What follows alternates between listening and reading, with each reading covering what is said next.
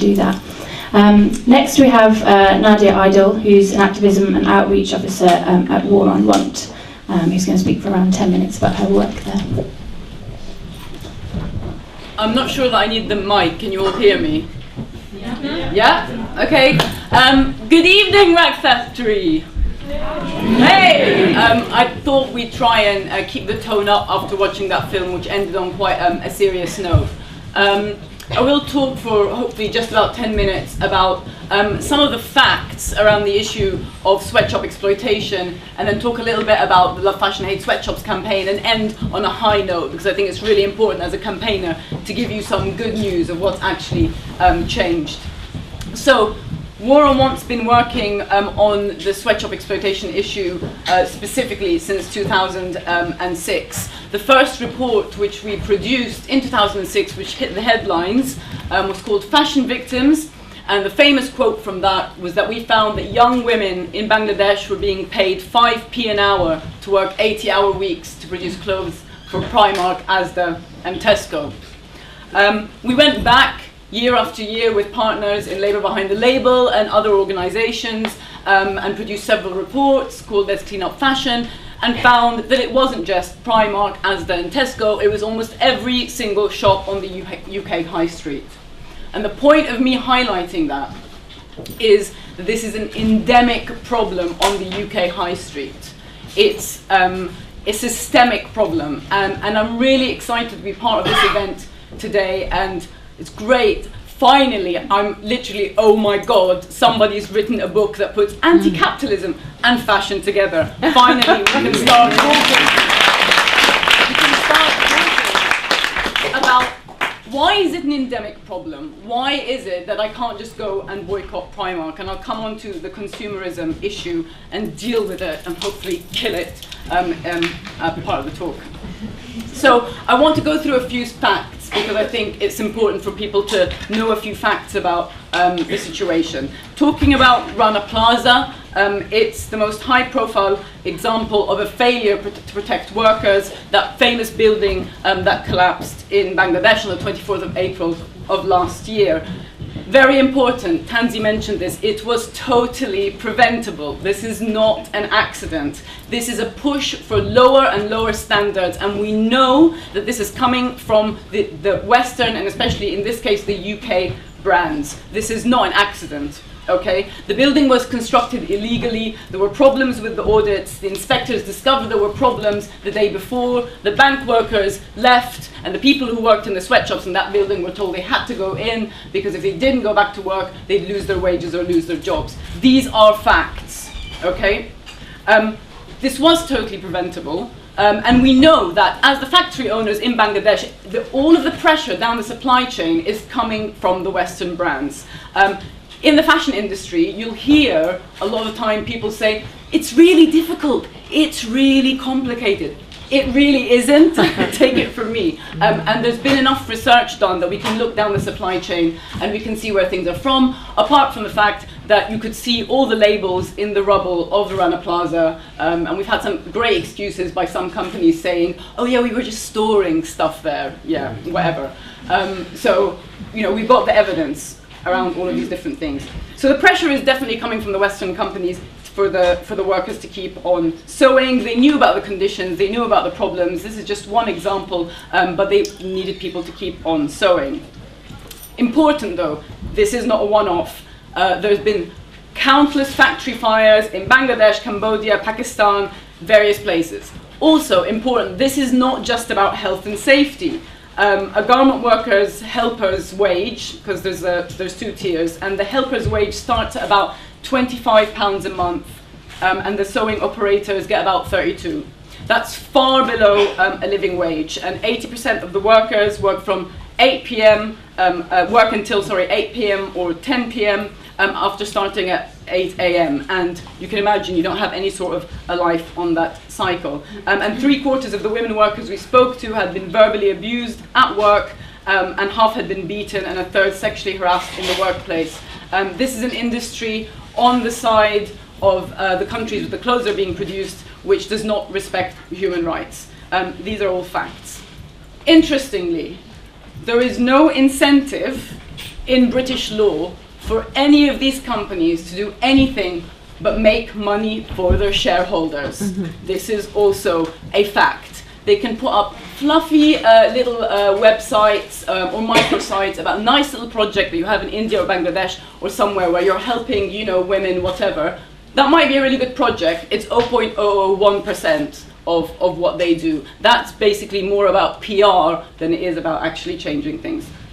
So, what do I want to talk about next? So, okay, that's some of the bad stuff, and that's some of the facts. Now, the Love Fashion Hate Sweatshops campaign and why we launched it. We wanted to start a campaign that put the empowering of workers and solidarity right at the center of the issue of sweatshops. The departure point when you come talking about these issues is very important, and then we work from there.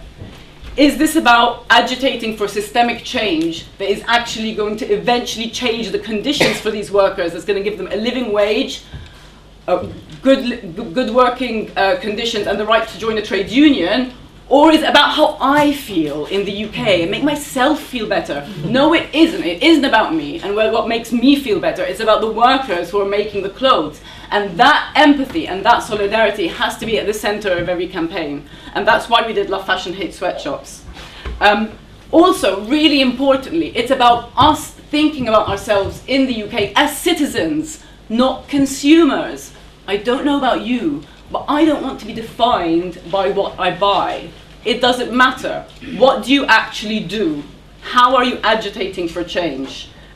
We need to put pressure on the brands, and there needs to be pressure on the government, the UK government. Why aren't they acting? We have a social contract with the government, and it's only us in the UK that can put pressure on the government to put pressure on the brands.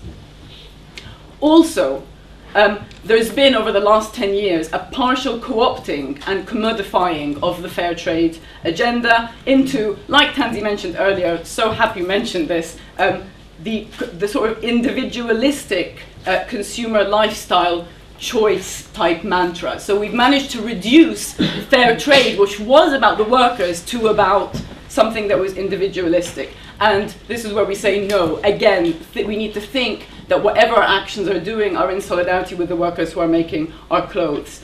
But also, it's about empowering people here.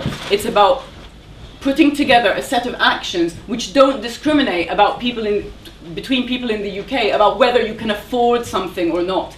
Anyone can take action. It's not just about how much money you have. Does not make you a worthy person. And very quickly, and this is really important, this is not about boycott. Every time I do one of these talks, at the end somebody will say, yes, but where can I shop? I'm not going to tell you where to shop because I care about the workers who make the clothes, and the most important thing in this case is the political action that's actually going to change things. So why is the campaign called Love Fashion Hate Sweatshops? It's because you can love fashion. Fine, it's great. There's no problem with that per se. If we're talking about, again, the lives of the workers, then we're talking about what action can you take to fight against sweatshops. So the things that we need to do are support the trade unions and the workers in all of these various countries who are the most amazing and inspirational people, and move away from this philanthropic idea of victims. Okay, that's the first thing. And organizations like the National Garment Workers Federation, who we've got a fundraiser for tonight, have managed to win an 80% rise in 2010 to the minimum wage, which is nothing close to the living wage, but was a massive step.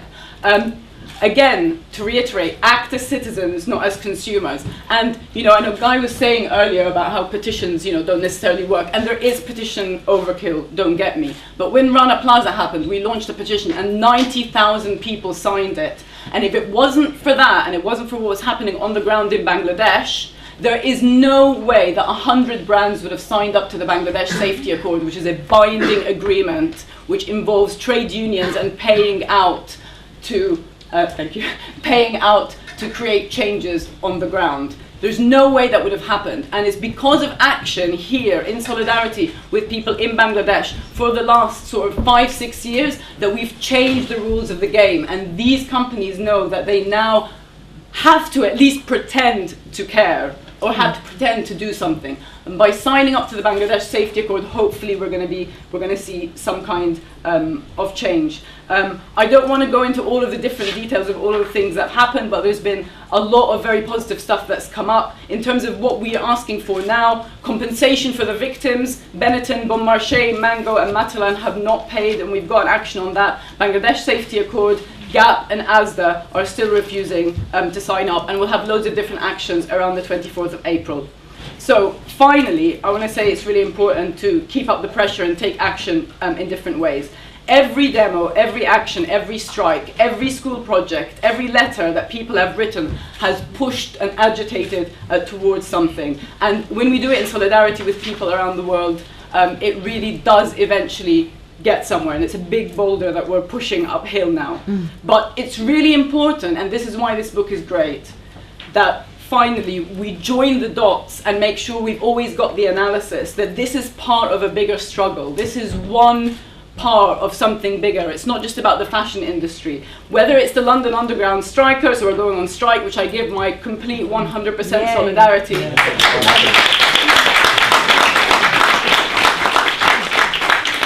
Whether it's about people fighting cuts here in the UK, the various struggles that are happening around the world, the cleaners outsourced in the University of London who are trying to fight for decent wages, all of these are part of the same struggle, because we all want to live in this decent, dignified way that's free from some kind of humiliation and servitude. And it's not okay what's happening here in the UK, and it's not okay anywhere. But by all gathering together, eventually, I have a massive amount of faith that we're going to kill this beast. Thank you.